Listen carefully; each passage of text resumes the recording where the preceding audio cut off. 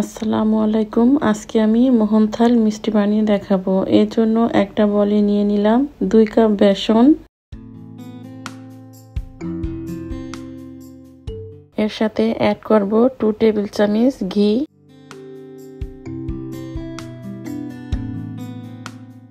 এখন ঘিটাকে আমি বেসনের সাথে ভালোভাবে মিশিয়ে নিব।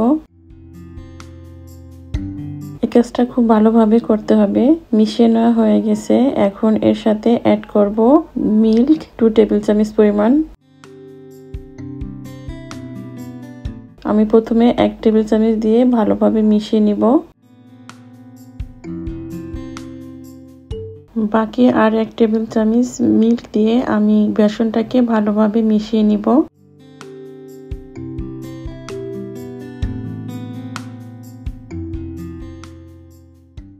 এখন এই বেসনটাকে আমি চেলে নিব।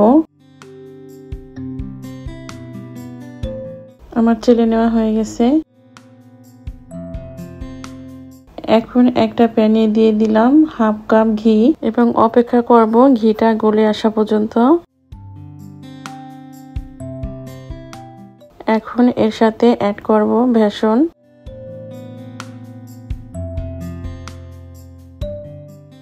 এই বেসনটা ঘিয়ের সাথে ভালোভাবে ভেজে নিব।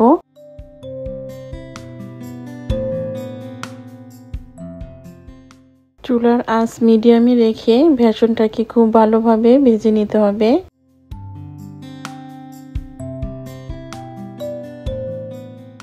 যখন দেখবেন কালার চেঞ্জ হয়ে গেছে আর খুব সুন্দর একটা ঘ্রাণ ছড়িয়ে গেছে, তখন বুঝবেন বেসনটা ভাজা হয়ে গেছে।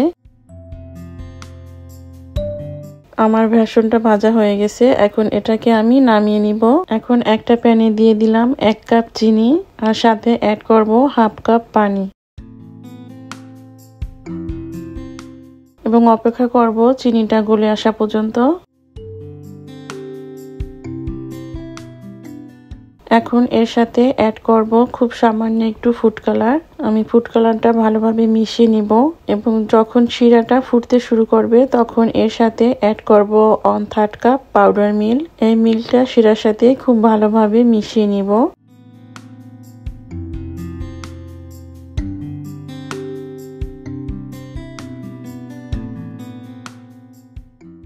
যখন মিল্কটা ফুটে উঠবে তখন এর সাথে আগে থেকে ভেজে রাখা বেসনটা দিয়ে দিব।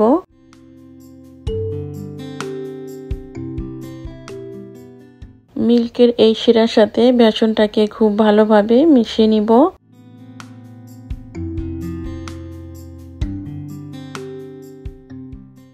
যখন এরকমটা হয়ে আসবে তখন এর সাথে আমি অ্যাড করব 2 টেবিল চামচ মিল্ক। এখানে আপনারা পানিও দিতে পারেন।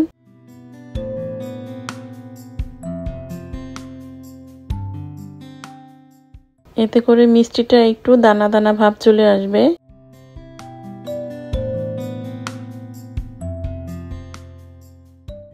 বেসনের মিশ্রণটা যখন প্যানে থেকে উঠে আসবে তখন আমি চুলাটা বন্ধ করে দিব।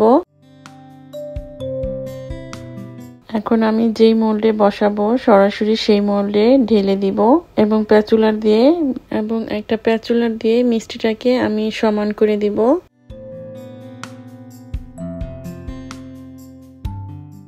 এবং ঠান্ডা হওয়ার জন্য রেস্টে রাখবো 2 ঘন্টা। ফিরে আসলাম 2 ঘন্টা পরে।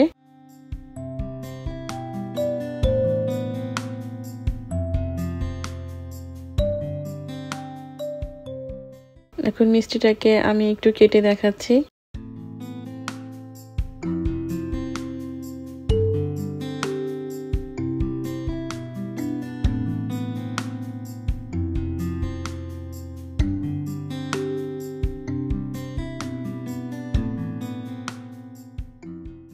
দেখুন হয়ে গেল দোকানের মতো পারফেক্ট মোহনথাল মিষ্টি। আজকে এ পর্যন্তই। ফিরে আসবো আবার নতুন কোনো রেসিপি নিয়ে ইনশাল্লাহ।